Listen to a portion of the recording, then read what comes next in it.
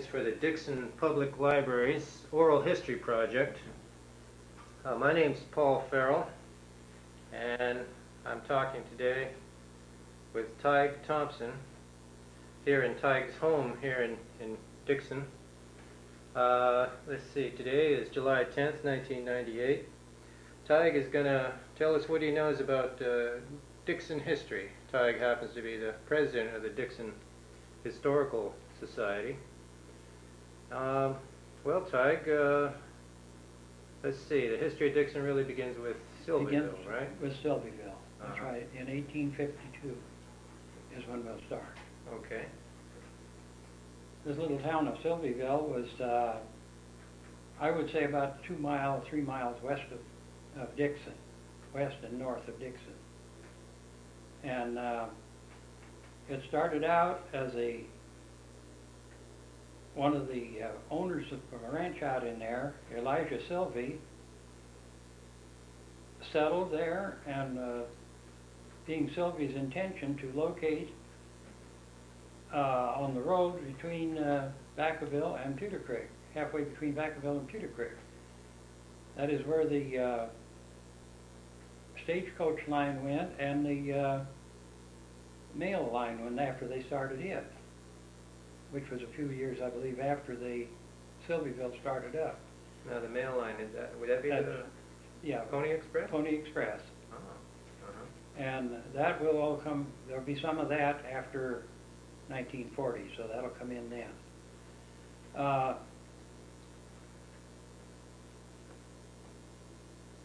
He gave, I forget what, 10 acres, I think it was, to the city of Sylvierville to start out. And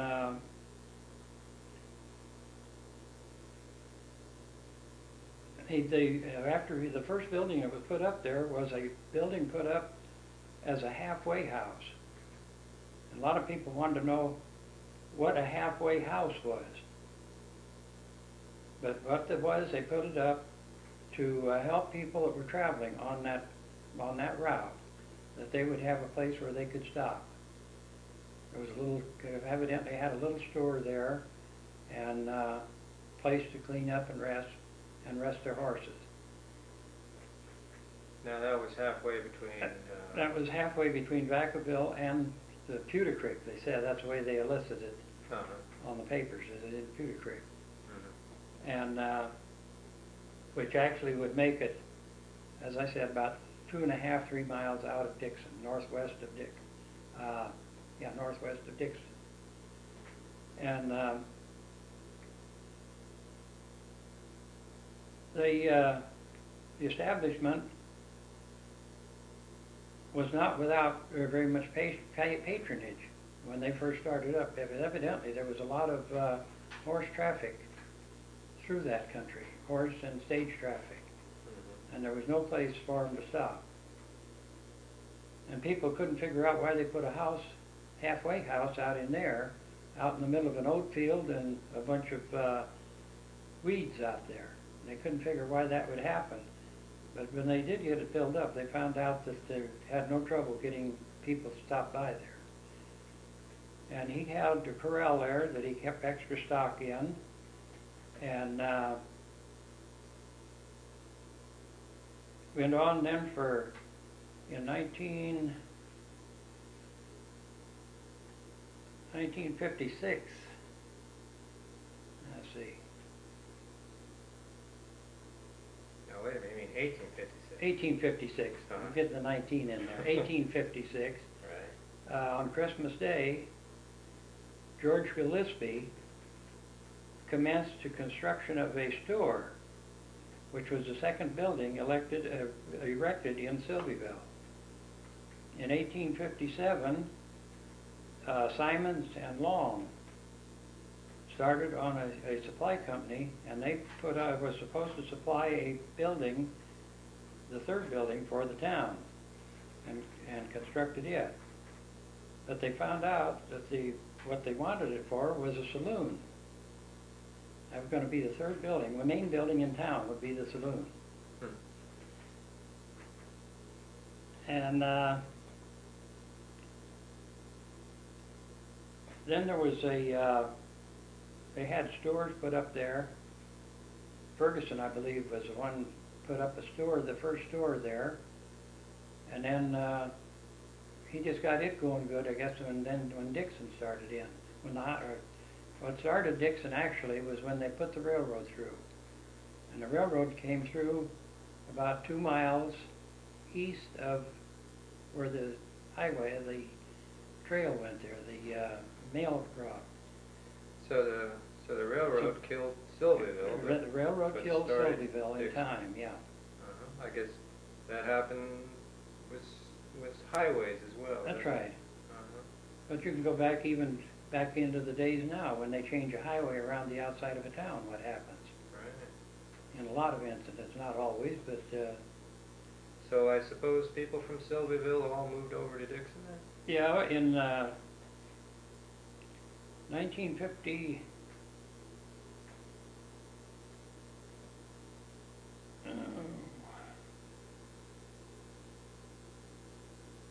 it was they did have hotels and one thing and another there. I think, if I remember right, my memory isn't too good anyway on the date, not remembering date, but they did have a hotel there and 2 stores and a carpenter shop and I don't know what else, and a blacksmith shop. And then all of a sudden the things died off after the railroad opened up. It started building up over around on toward Dixon here. And at that time it was spelled a little bit different, and it was called Dixonville. Dixonville. Mm-hmm. Now the town, of course, must have been named after somebody. It was. The town was named after I can't think what his first name. Dixon was his last name, but it was spelled Dickson. That's what the actual first name of the town was. So anyway, it went on, and they started building stores, one thing and another here, moving buildings over from Sylvieville, and they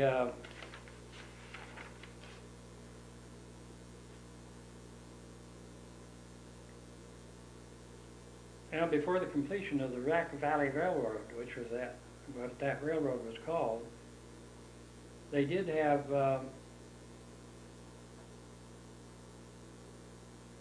people hauling their grain and one thing and another from over at Sylvieville, hauling it over and putting it on the train at Dixon, and that would go on into Vacaville. And it didn't say where it went from there on. But they hauled as high as 25,000 tons of grain had been received at Dixon in a single year. On 1868, the first goods were offered for sale by W.R. Ferguson, who at that time had built a store here in town, in Dixon. And that's how Dixon got its name changed. He ordered a bunch of stuff, and when it came in on the train, they had it, instead of Dickson, they had it Dixon. So they decided that short name would be a whole lot better than spelling it out Dixon.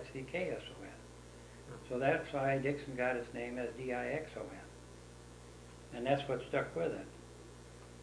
Now, I've heard the date of Dixon beginning is 1868. 1868. So that was when Ferguson made his store. Well, Ferguson had the store first over in Sylvieville. Oh, I see.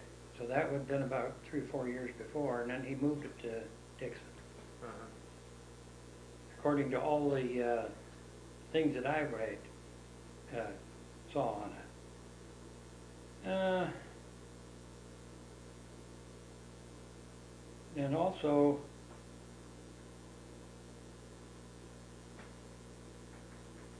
Ferguson had also had a store evidently in 1853 down in Main Prairie, which was east of Dixon, along the river. And they had 2 little towns down in there. And in fact, that's where the boat club is now. It's down there in Main Prairie.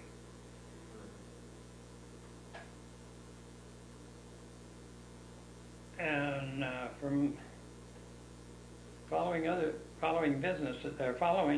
businesses and other interests may be inferred in the condition of the town, especially when it claimed that business here was never overdone.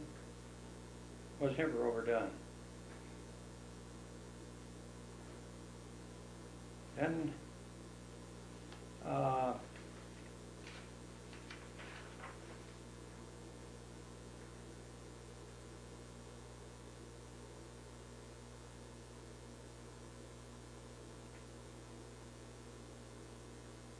established.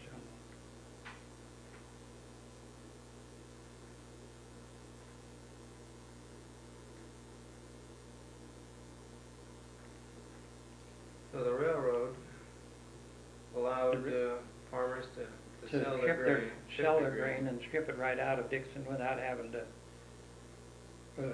haul it in clear over to Dixon. They had to haul it over there, but they could ship it right on out. And it went from there to Vacaville. Then I think from Vacaville, I couldn't find anything on this, but I think there was another mainline railroad that run from Vacaville on into San Francisco or down in there someplace. Well, that railroad connection, and it continued on for a long, long time before they. Yeah. I guess till roads got good and they went to trucks.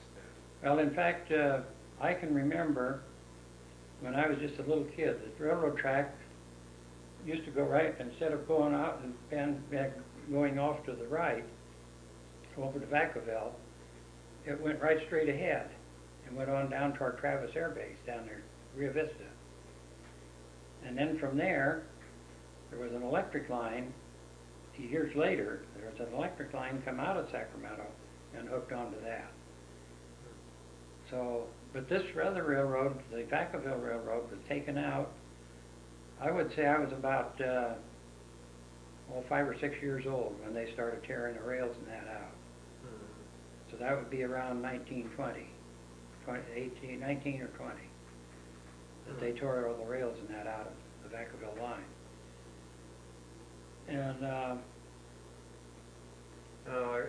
through the 1870s, 80s, things changed much, or just sort of gradual growth? Just a gradual growth here in Dixon. And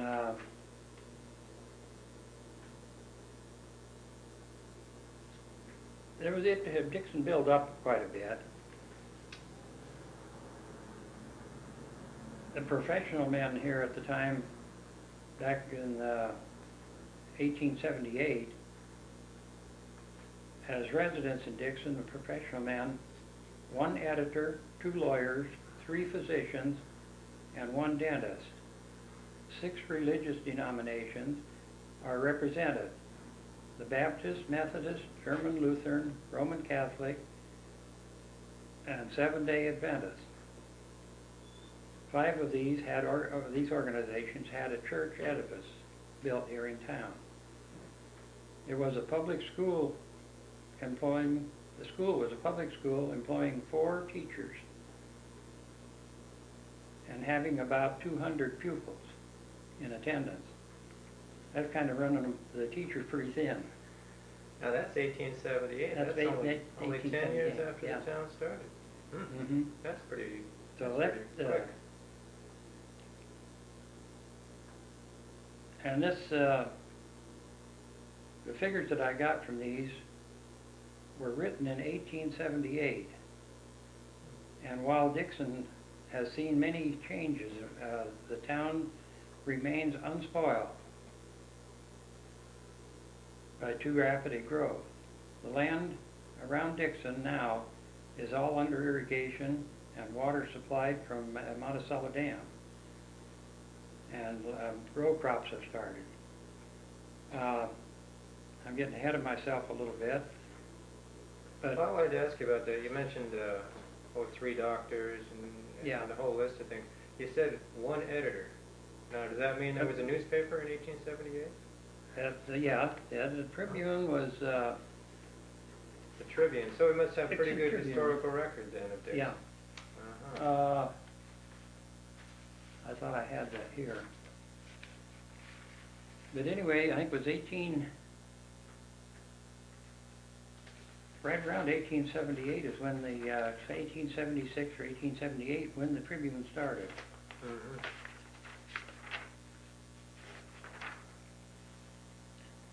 So I guess we must have had a pretty good sized population to. So they've had a pretty good sized population.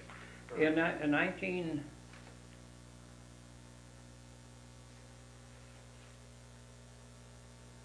I had the population down here, it's 800 population back in around 1900. Is that all? Mhm. 800 in 1900. Yeah. Hmm. And well,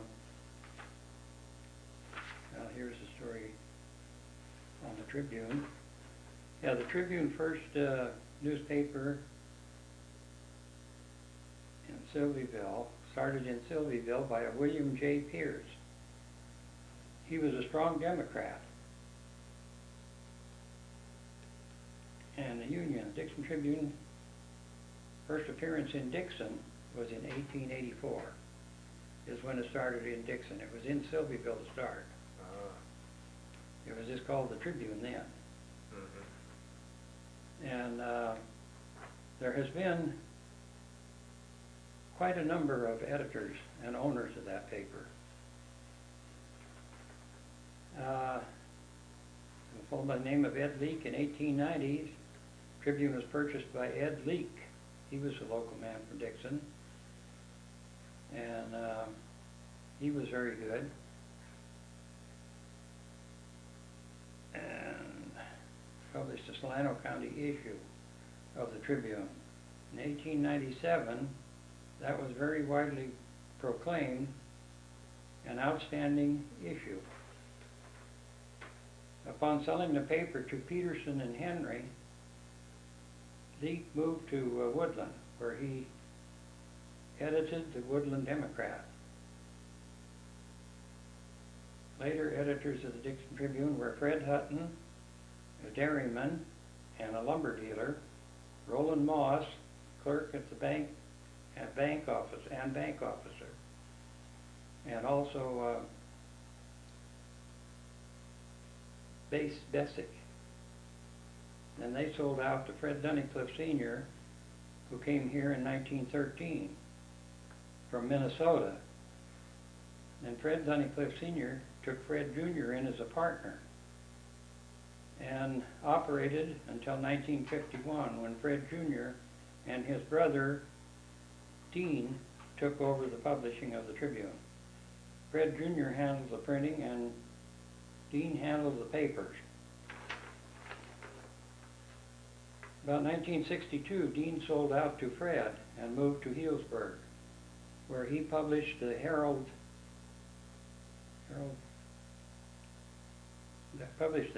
leaving Fred A.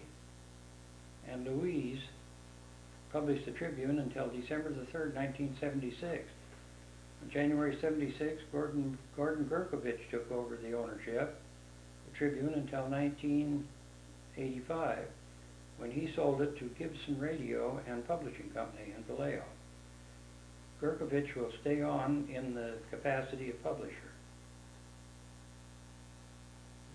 So that's the history of and it still belongs to the group in Vallejo, as far as I know, unless they've sold in the last year. And some of the stores, I'm jumping around again, but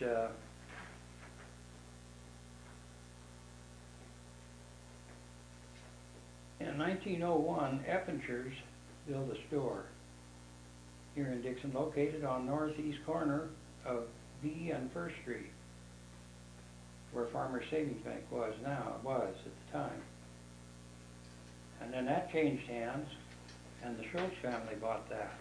And they run it then until I think it was Denton Barker took over. That was way later. Another thing, well, that's getting up after 1940 though. Mace Meat Company was established in 1918 in Dixon here, and it was run by C. Bruce Mace and Del Grieve for I forget what year it was, 19.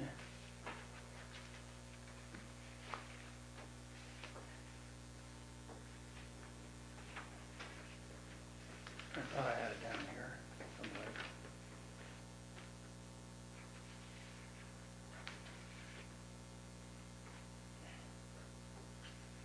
I guess I don't. But they sold out, it was in the late, let's see, 19, I can't remember now just when it was. Oh, in 1968, then Armour took over. And then in 1981, I forget who it was, they sold out, Armour sold out then to them, to other people there, in 1980, up until 1981. So the industries that developed here, of course, it's farming to begin with, and now we're talking about meat. Then of course sheep is another big one, and then that's the reason that the dairy farming. The dairy farming and the sheep is what brought the slaughterhouses in. They come in pretty early, did they? Yeah, they came in. See, the meat company started up in 1918. It started up out there as a small place, just selling meat and butchering it. And then he just decided to go into a large slaughterhouse, go into it wholesale. So then he got another partner, and I got a kick out of the way that the partner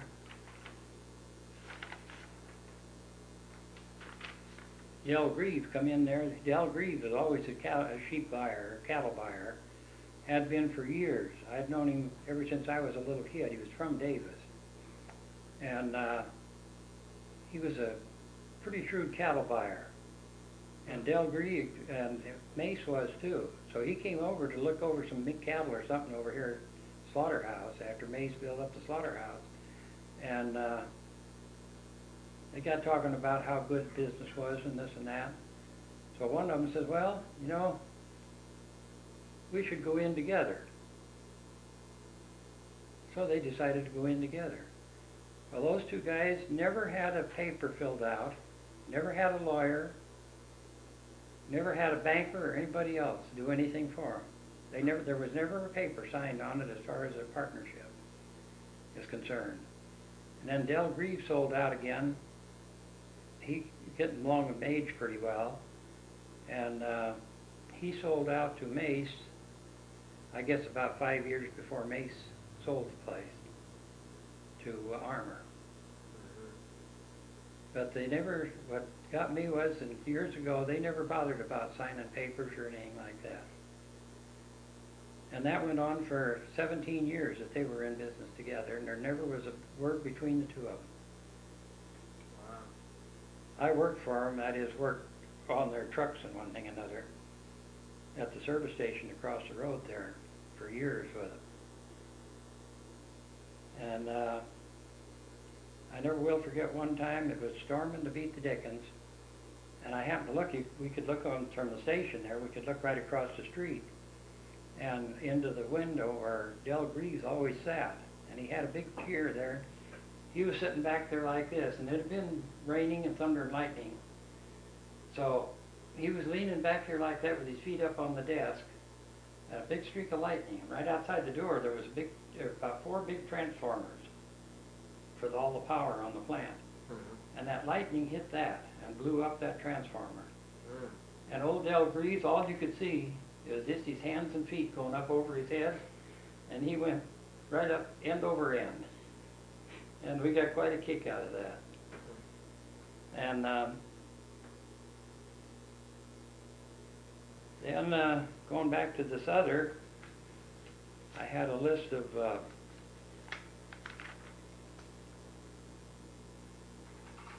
Bank of Dixon. We'll go to the bank now. In 1874, started with a capital stock of $500,000. And some of the other businesses they had here, a weekly newspaper, which was a Tribune, and job printing office, 7 hotels, 2 livery stables, 4 general merchandise stores, 2 grocery stores, 2 drug stores, 2 jewelry stores, 2 millinery shops, 2 grocery stores, and 2 butcher shops, 2 barber shops, 3 blacksmith shops. And evidently they kept every one of them busy. And 1 cabinet maker shop, and a lumber yard, and 4 grain warehouses in Dixon. Well, now all these businesses, I was just thinking about the meat company, you know, it could hardly exist without electricity. That's so right. I guess some of these new technologies, I guess you call them, help change Dixon and make it grow. It helped it, yeah. Yeah. The PG&E, as far as in town, I lived out on a ranch about 5 miles out of town. Mm-hmm. And we didn't have any power out there, and I was about, I guess 5 years old before we had to wire up all the barns and everything, and we finally got PG&E power out there. But up until then, we used to go to old Coleman, or the old, either Coleman lantern or the old kerosene lantern. Yeah, other people have told me that too. Yeah. The early 20s, most of the farmers Early started 20s. getting that electricity. And there wasn't a barn or anything built out here at that time that was wired for electricity. And telephone lines, we used the barbed wire, 1 strand of barbed wire, 2 strands of barbed wire on the post. That's what we used for telephone wire for a long time. You mean a barbed wire fence? Just a barbed wire fence. They just hook on a phone on the ends and went through on that to save the trouble putting in wires. It was in we started up our own telephone line, a group of us out here, the southeast of town, out there by the radio stations, is where I live. And we put up our own line, 2-wire line then. And it was pretty expensive to string all that wire and put up those posts and that for just, let's see, there was 8 of us on the line. And that was come into town, and we had girls sitting at a central location where they could switch it from one line to another. And if you wanted to find out any of the scandal going on or anything, why, you just called the operator and asked her, and you get all the news. So I guess until electricity came along, then living out on a farm around Dixon was pretty much unchanged. That's right. From back in From the way back. 1870s even. Because I can remember out there that in the wintertime, we'd sit around and crochet or embroider towels and stuff like that with our parents. That's what we did for our enjoyment. Or we'd have a card game now and then. And but otherwise it was just that and sit down and read the weekly paper. I guess the other couple of things that might have changed farm life, I guess, are the roads and then machinery. Yeah. But you were telling me the other day, still depended a lot on horses. They did. There, didn't you? We lived just off of Midway Road out here, right where that AT&T radio station is out there. And we went to school over here at Tremont then, which is just about 2.5 miles. And there's part of the time in the winter time that we couldn't get by there. We had to come clear into town. Go clear up here to Midway, go down Main Street, and then go back out again out to the school in order to get to school, unless we walked or rode horseback, which we did sometimes. If it wasn't raining too hard, why, then we could ride our horses. But there was a good, you never very seldom ever went out and got off of a. Whoops, let me turn this over.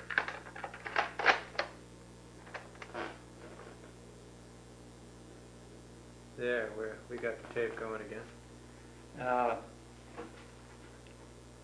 There's a good many cars that started out through that road, thought they could get through. They'd get about halfway through there and get stuck. Then somebody'd have to come along with a team of horses and pull them out. So the horses were pulling out the Model Ts or whatever? Yeah, whatever cars they had. Yeah. At that time, we had a Model T and we also had an old Chevrolet delivery truck. Now, farm machinery, that, I guess, did that come in about the same time that people started getting trucks and cars? We had 75 Hold, a great big old tractor with a front tiller wheel on it. That's how you steered it, along with the clutches on each track. And that's what my dad had when I first remember any of the mechanical stuff. And he had that until 1927, and then we bought a Rossi Brothers here in town at the garage. Took over the agency for Alice Chalmers, so he bought a new Alice Chalmers. And then we had that until he quit farming, back in around 50, after the war. Now, well, getting back just before the 20s, of course, was World War I. Now, I understand that was kind of a boom for farmers, wasn't it? It was, yeah. Mm-hmm. There wasn't, they lost a lot of good help. That is, farm fellows going into the service and one thing and another. That's when my uncle was farming with my granddad. And when my uncle went into the service, why, that kind of left him short-handed. So then my granddad decided he was going to take over his property, and my dad took over some other property that he had rented. And we got by all right that way. And then we had moved over to another ranch about that same time, built a house, moved into that. And that's when I was in high school. And I'd have to take the kids to school in the morning in a car, and then we had to be home by 5 o'clock to do the chores, one thing or another. And then I'd get out, get myself something to eat, and help do some chores around the yard, around home there, then go out and drive tractor until 3 o'clock the next morning. Then my dad would come out and take my place again, and I'd go back in and clean up and get ready to go to school again. So I had a very unathletic life as far as that goes when I was in high school. I never went out for athletics at all. Right. Got enough exercise on the farm, I guess. That's right. But if we hadn't done that, if we'd had to hire help, we would have had a hard time of it, I think. So the 1920s and earlier, as the teens, things began to change with electricity and with machines. Now, farm, well, what do they call that? Rural farm delivery from the post office. That must have made some little changes out there. Yeah, that did. Yeah. You didn't go into town anymore to get mail. You didn't have to go once a week to get your mail. When did they get going with that? Was that the 20s? It was in, I think I would say it was probably, I don't think we had it out in the country here until after World War II. Oh, I didn't realize that. started.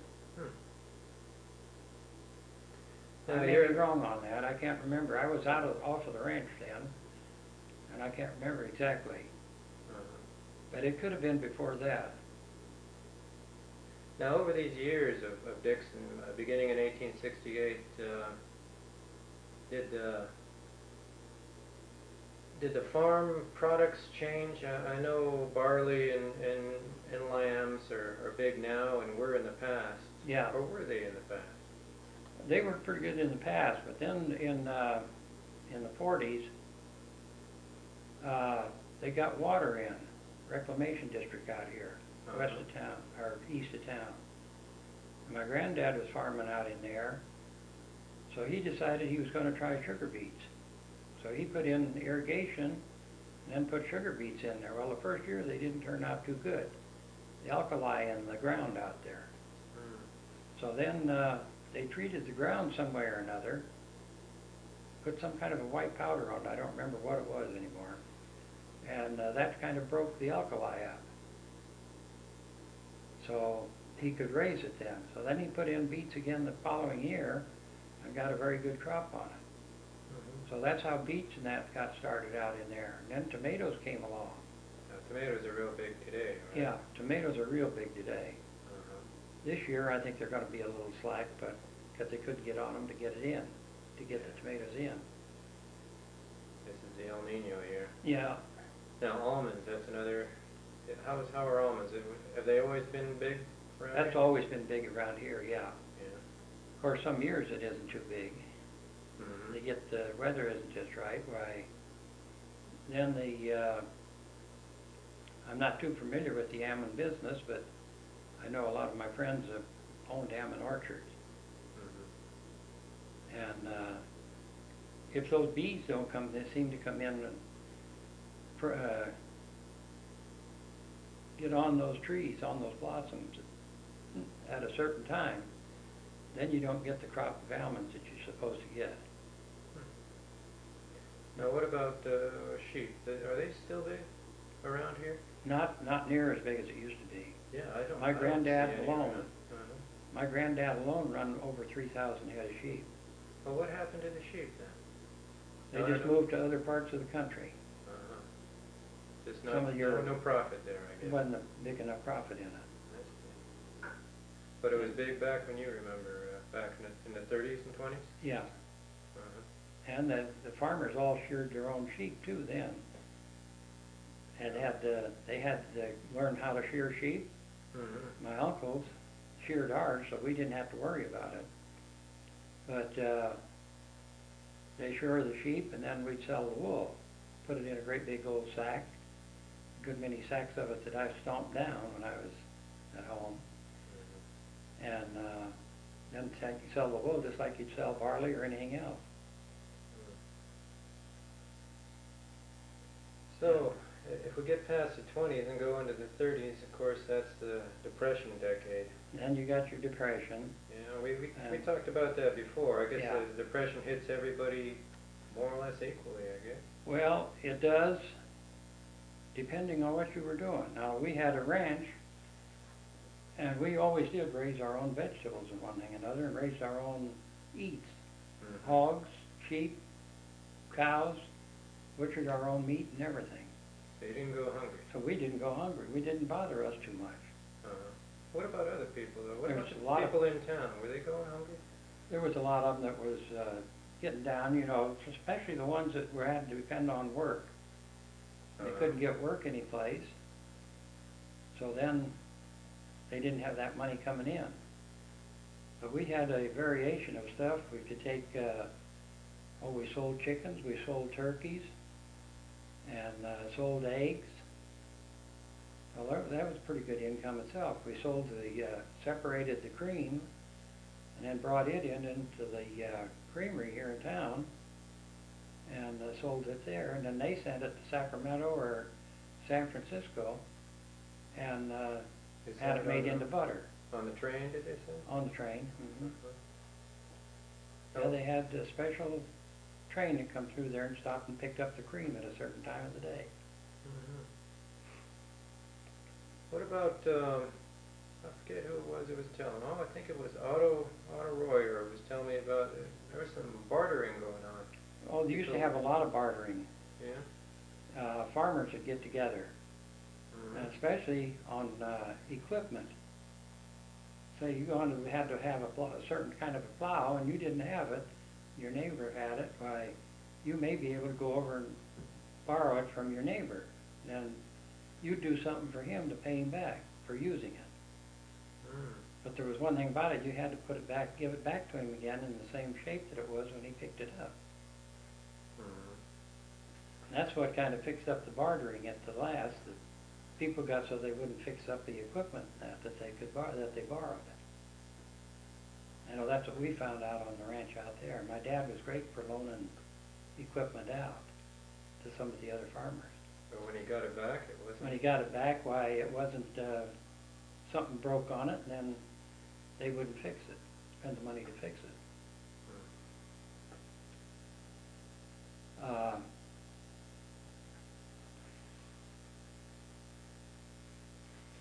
Yeah, on the ranch that my grandmother them settled on in 1852,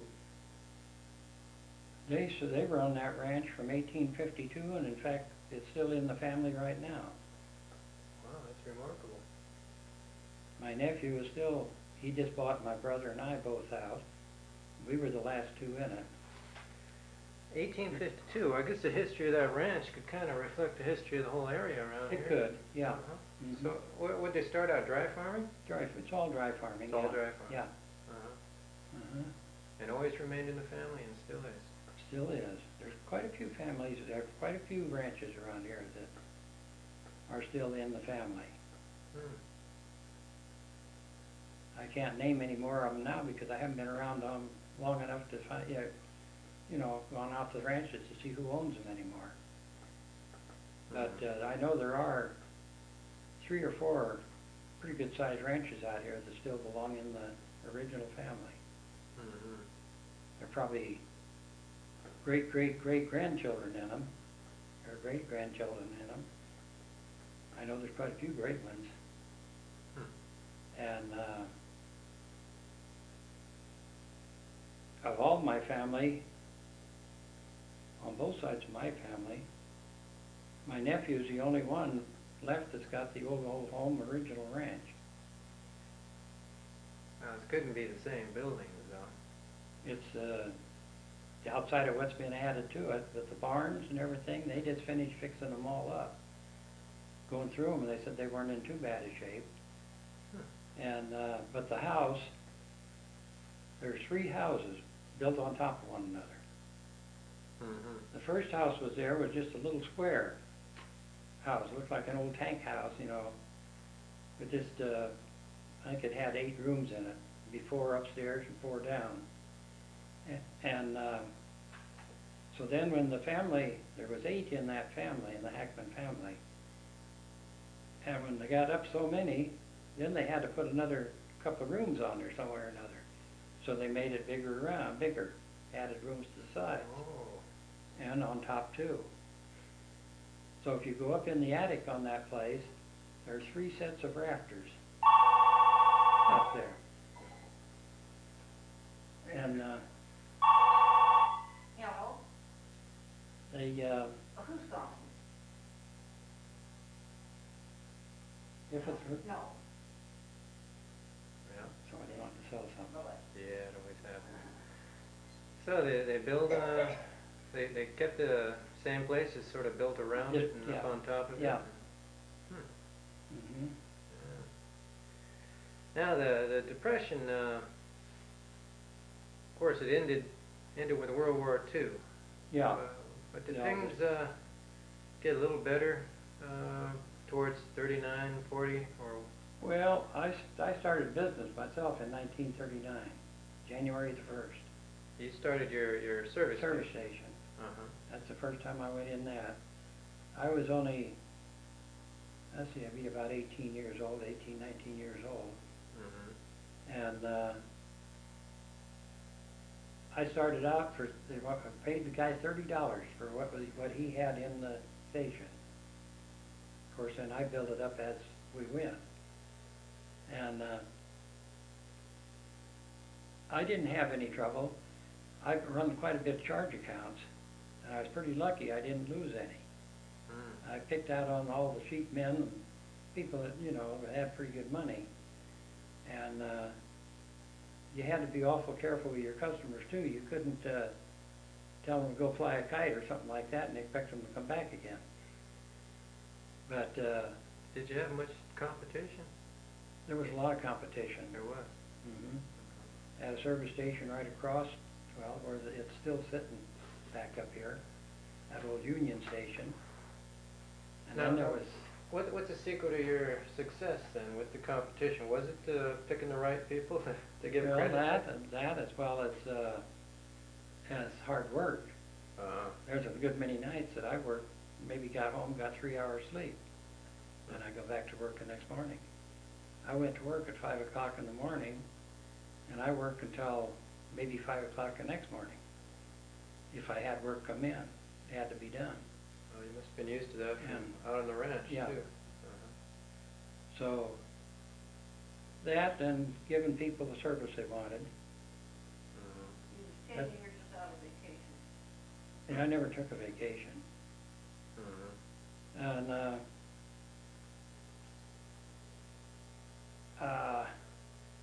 thinking what am I going to say?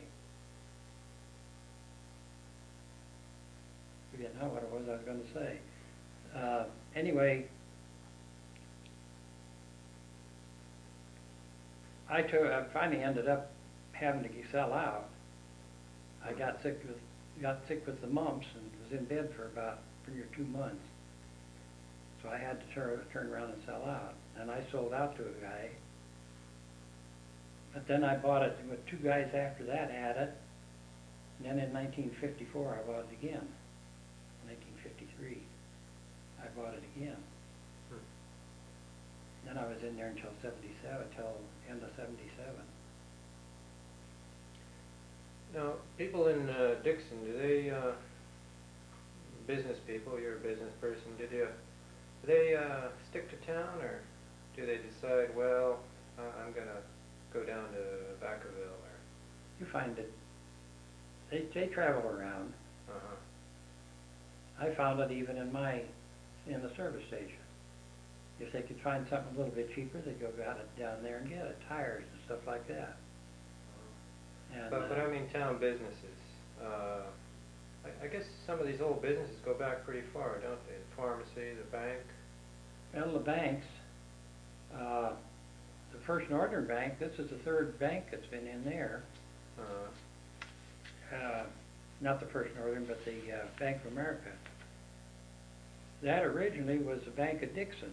That was the first bank that started up in town here. And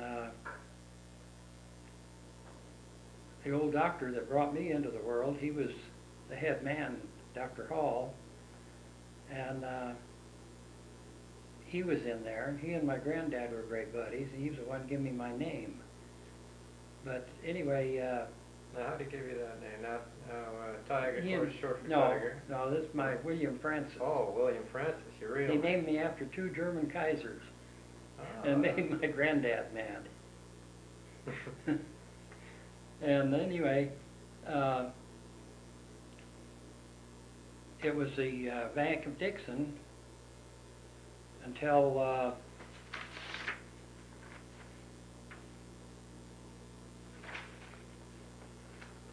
let's see.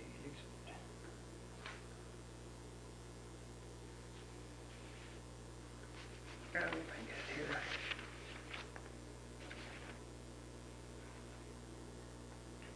It was the Bank of Dixon, and then it was established in 1874, and then it went on, it was into, they sold out then to the Bank of Italy. That was back in the 20s. And then the Bank of Italy, I mean the Bank of America then, took over the Bank of Italy. No, So listen, he is just terribly busy right now. that, Can I have him call you later? Anyway, that's how I started business with him when I was, years ago, when I bought my first house, I guess it was. No, I went into first service station, Mhm. second service station. I borrowed money to go into business. And so I got started dealing with them, and I'm still dealing with them. In fact, the Bank of First Northern, I was with them too. I had a piggy bank with them when I was just a little kid. Gotta start somewhere. Mm-hmm. So I guess changes in Dixon, would you say they came about gradually? Was I there would say any- most of them did, yeah. Uh-huh. And of course, there are a few traumatic events. There was some fires. I remember we talked about last week. And Yeah, I was going to bring that up here, and I might say too on that the fire department dates back to October of 1872. Is when they 1872. started the fire department. In fact, they've got a picture of the old fire truck that we just got through overhauling Mhm. for the band. So of course that was a volunteer. And all volunteer. Volunteer. Mhm. Uh-huh. And it went on to tell about how they didn't even have horses to pull the fire truck with, the hose wagon. So the guys would hurry up and get down there, and about 6 or 7 guys would get on that hose wagon to drag the hoses out to where they were going to fight fire. Of course, they were all right in town here, Yeah. but they had quite a time on it. And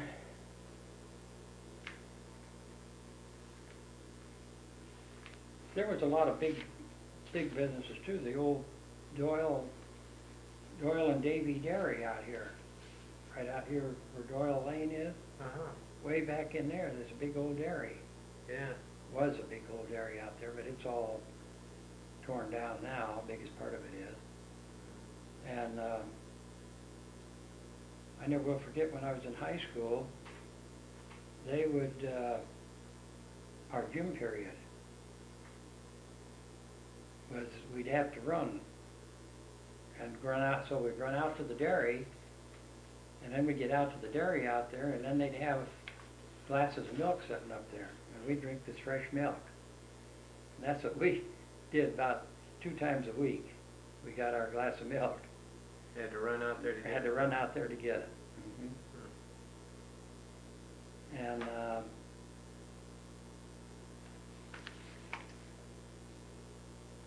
there's a lot of this Royer Insurance Company that's here in town. Mhm. That started out way back in those years by the grandfather of the fellow that's got it now. Oh, yeah. And it's now called it's Adele Holly that has it now. But it started out, Hans Royer took that over way back years ago. And I think I can't remember, I was pretty small when that happened, but I think when there was one of the other family, whether it was his granddad that was in insurance and grain buying and wool buying, that's what they started out at. And they've been in town ever since.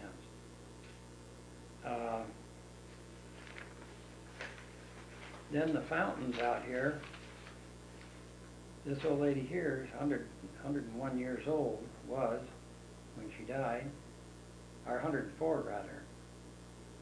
And her grandson used to run a tractor business here, international tractor business here. In fact, he's still around town here, Boyd Fountain.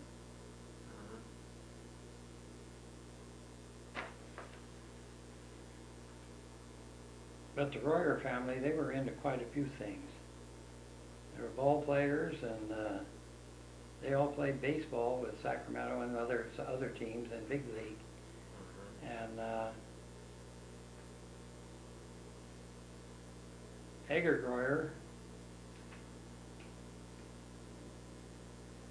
was one of the head guys in the Masonic Lodge here in town. He went right on up into the State Lodge.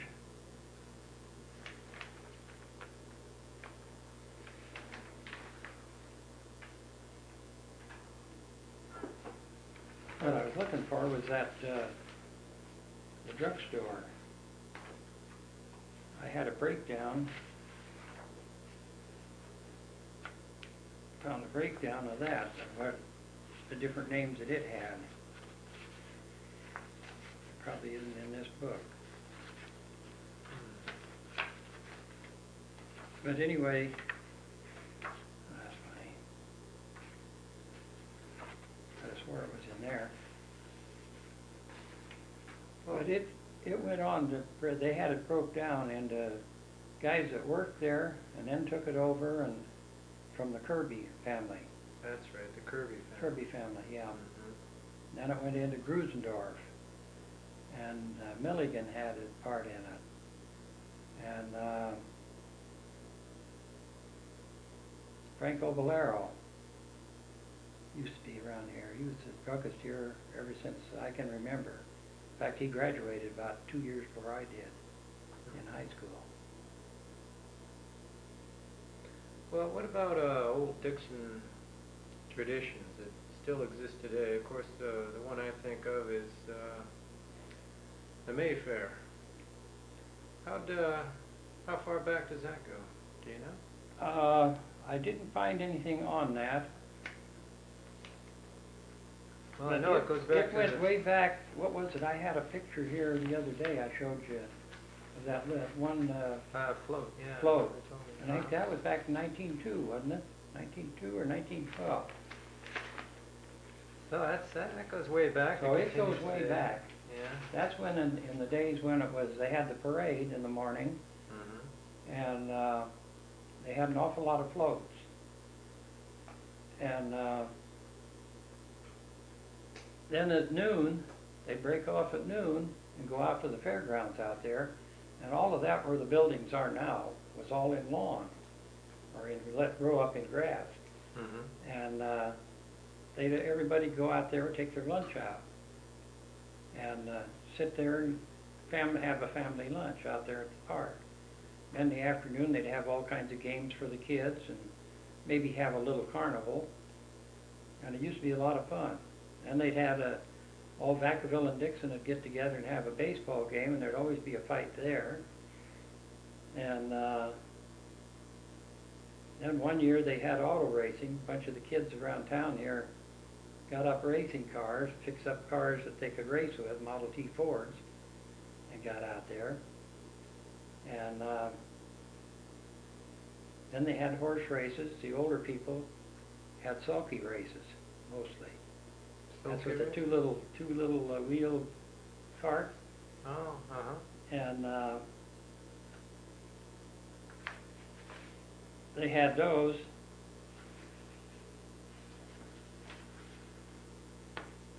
And I'm not having 2 books of these. But anyway, they used to have some pretty good horse races here too. I know my mother was very much interested in horse racing before she got married. And she told of all the people, guys that she knew from Vacaville and one thing and another, that were racing horses. And they'd have baseball games and I don't know what all down there. But that was an all-day affair on May Day. They only had it usually one day is all it was when it first started out. And then it got up to where it was Saturday and Sunday. Now, the other parade I heard about is the Holy Ghost. Holy Ghost had a very good program. Now that goes And way they back. put on a big dinner. Well, hold on just a minute. Let me. Hello? Time to do it. Yes.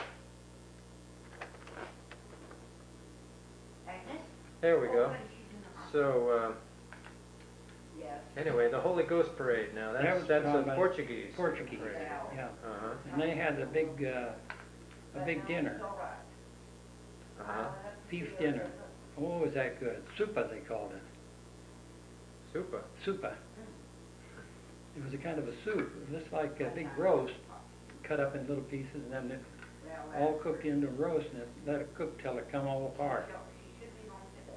And boy, it was good. Dinner and drained her out and. So, She had a construction somewhere, and they had. Well. to get soup in her nose. Yeah, so, what did I say? Now, some of these organizations, they go way back, don't they? You mentioned the Masons. Now, Masons, in No, 1870, and she is gonna be all right. 1876, I think it is, when the hall was built down here. uh-huh. All right, Then, all right, honey, bye-bye. they were going over big. There was a whole write-up about them in here. I guess I didn't get that part of the paper. And I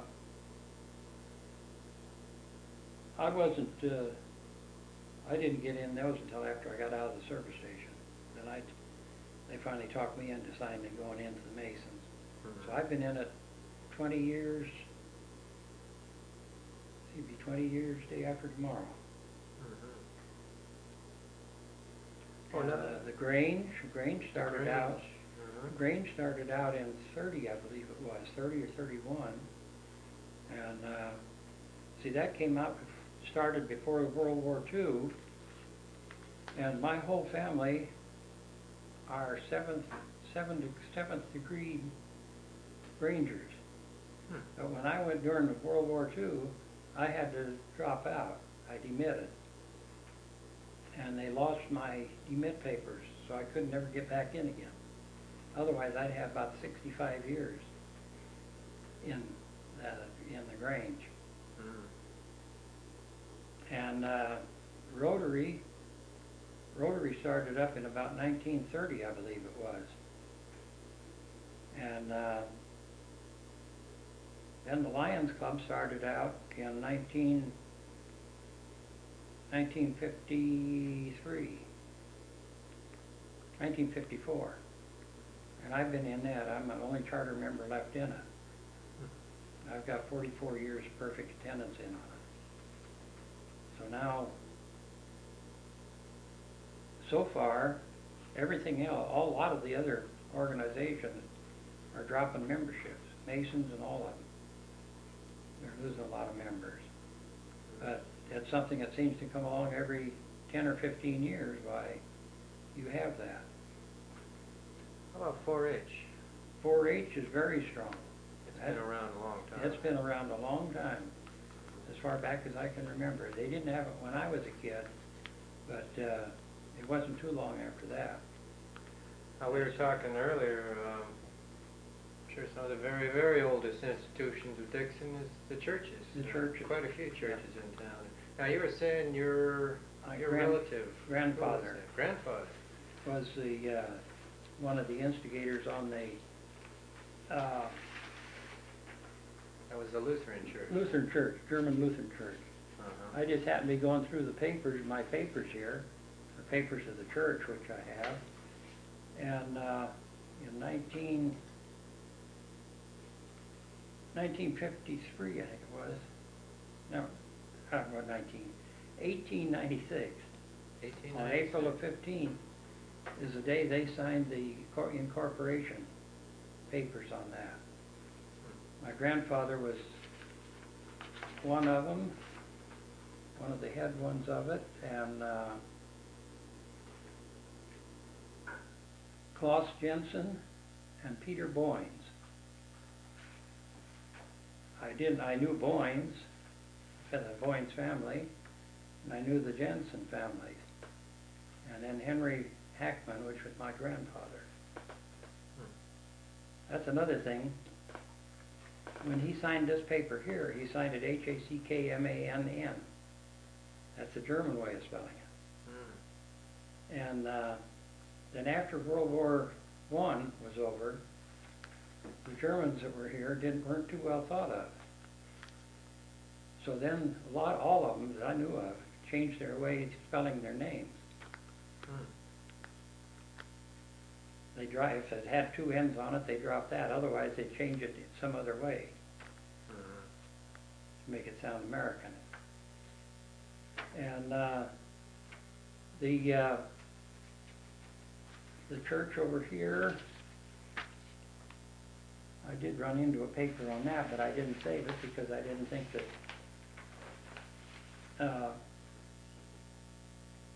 we would be on that. But it was back in 18...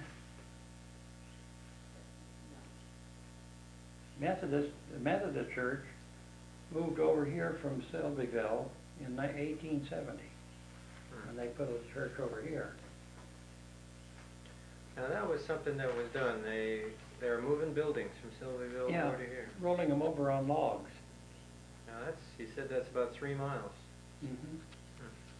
But they got this far where the church is sitting now. They made it that far. But there was no way in the world they could get it up over the railroad tracks to get it over on this side of town. So they just dropped it right there, and they've just been building onto it there. So now they're just about as far as they can go unless they tear other houses out to make room for a bigger church. But most of the church that's there is original.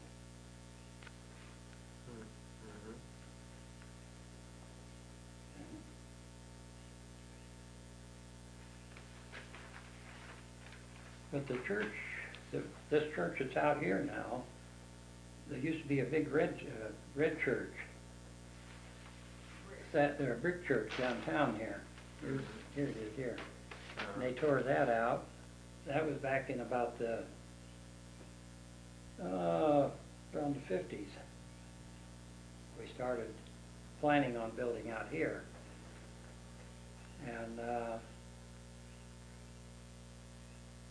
that church has been quite a few different denominations.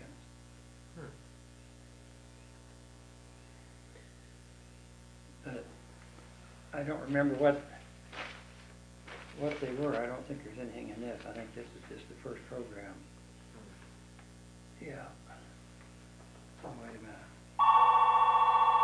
That darn phone. Here it is here. In 1856, when a Baptist congregation organized in a schoolhouse in Mulatus Creek, and Baptists built a frame church with Presbyterian help in Sylvieville in 1860, and in Dixon in 1972, holding services in the Masonic building. Present building, this church here was rebuilt in 1883 because it was, remember with a fire or wind night it was, knocked it down, part of it down. No, it's very serious fire. 19, the Dixon United Protestant Church formed, a federation of Baptists, Presbyterians, and Methodists, and others. The Lutherans joined the Union sometime later.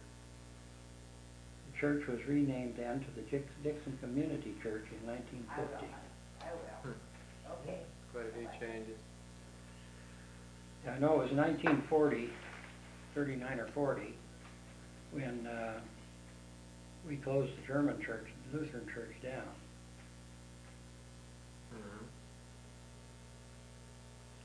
And then that's when the community, or when the church downtown then took all the people over that was in the Lutheran church, the ones that wanted to go with them. Some of them went to Catholic, and some of them went to Methodist. Well, 1940, that's the year we're supposed to cut off. End up on. That's our history, I guess, 1868, 1940. Well, well, that's, of course, World War II, I guess it changed everything. Why don't we go over the border a little bit? But yourself, you were in the military, I guess lots of no, I wasn't in the military. You missed that. I missed it. You were lucky. How, I don't know. I was always a year too old whenever they changed the age limit. Uh-huh. I was just always a year off on it. But I went to work, going back on that, 1933 when I graduated, or 34 when I graduated from high school. 33 actually, because that's when I quit taking manual training or woodwork. Mhm. And what I did when I went to high school, instead of taking anything that had college education to prepare me for college, I didn't take it. Mhm. I took mechanic work, woodwork, blacksmithing, lathe work, and stuff like that. And so the old teacher that we had worked at Mare Island for years when he was a youngster, when he was younger, when Mare Island first started. So he made every one of us that graduated, that passed out of his shop, or out of any of his part of the shop, made us sign up for application to go to work at Mare Island. Well, that was in 33. So then in 1940, I got a call from Mare Island to go down there. Well, I was working in the service station then, so I thought, well, I want to go down there and get into the woodworking. So I went down there, and that's what kept me out of it. I learned to operate every machine in the shop so that they couldn't get rid of me. Mhm. So they'd keep deferring me. Every time I'd come up, I'd get a deferment on it. So you were fighting on the home On the front. home front. Mhm. Commuting back and forth from here every day, Mm. from here to Mare Island. And then after the war was over, why, I finally quit Mare Island. After I did have to go in for a physical, and I flunked it on account of asthma. The guy said that in that woodworking, sawdust and that I better get out of it. This old doctor told me. So he got me out of it. Hmm. So I came back then and went to work in the service station again in the garage. That's what I stayed with ever since. Well, let's see. We covered everything up to 40. Up to 40. Yeah. Now there's another institution, and that's Dixon Historical Society. Yeah, anybody that... That doesn't go back too far, does it? How long has That goes been back, around? I don't have the exact time on it. I wasn't too active in it until in the last 5 years, 4 or 5 years. Uh-huh. But I don't know just exactly how far back it goes. But I do know that they've got 6 books published, small books. Those are nice little books. Yeah, those are. Uh-huh. And I got interested in that when they started working on them. Mm-hmm. That's how I got hooked up in the Historical Society. But if anybody is interested in it, we need a lot of help on that. Somebody that's older than I am, maybe even. Now you say you need help in writing articles? Well, if people know anything about any of them. Uh-huh. Yeah, we got to Any of the old preserve what we got. So we can preserve what we've got. And what I would like to do is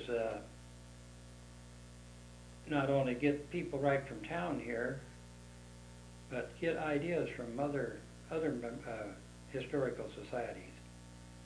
What I want to do is get the names of some of the people in different historical societies and go around and meet with them and get some ideas. Because each one of us can give somebody else an idea. I see. Help each other out. Yeah. And I think that's the best way to do it. That's what we did with Lions Club. Uh-huh. In fact, we're still doing it. If you get enough people from outside, you get new ideas all the way around. We used to go back to Colorado every year. I had property back there. And got acquainted back there with a lot of people, and I make up all my Lions Club meetings back there. If I miss them out here, and I'm going back there, be back there, why, I may come up back there. See, that counts the same as if I'm here. And I've got a lot of ideas. Now, they've got a historical society going over there, and I got some pamphlets on it here a while back. They sent me some. So you can learn from them. So I learned a lot of things from them. Theirs is a little bit different. Theirs is more on it's a history, but they had a lot of old battles and that around Craig there. In fact, out where she was born, just about a half a mile up over the hill is where one of the biggest battles was. Well, now, if somebody's got some good ideas and want to help or write or just learn a little more Dixon history from the society, how do they find out where I guess you're in the telephone book. I'm in the telephone book. The society, are they listed in this? The society, I don't think is listed in it. Or Artist Severs is in the phone book too, and she's on it. And of course, the public library. Public library, you can go to the public library and find out. But we can use all the help we can get when it comes to brainwash. So it's a group effort. Yeah. I'd like to get it into a group and make a group, but that way it doesn't throw it all on one person. Well, that's a logical way to do it. That's the reason I have to, my own memory isn't like it should be, that I can read it and then go through it. But if we can get the help, I would surely appreciate it. Okay, well, I hope, I think this tape and some of these other oral histories that the Dixon Public Library is doing is I think it's going to go a long way to help that. I think it is a darn good thing. I didn't know anything about this. I've only been in the president of it for not quite a year yet. Oh, just about a year now. And I didn't know anything about it until just about, about 2 months, 3 months before they contacted you guys up there, that we have money to do that, that the library had money to do that. Well, it's a good thing they're doing it. I think it came out of the Historical Society. Yes, that's where the idea came from. Yeah. Well, let's hope they continue on with some good ideas. Well, I guess I'll turn off this camera. But I want to say thanks for taking the time and doing your work as a local historian. Well, I hope that they got a little bit out of it anyway. I'll admit that it isn't very in order, but... Well, bits and pieces, they get people interested, and interest grows, and before you know it... I'm working on, too, a history of the game club. Of the what? Game club.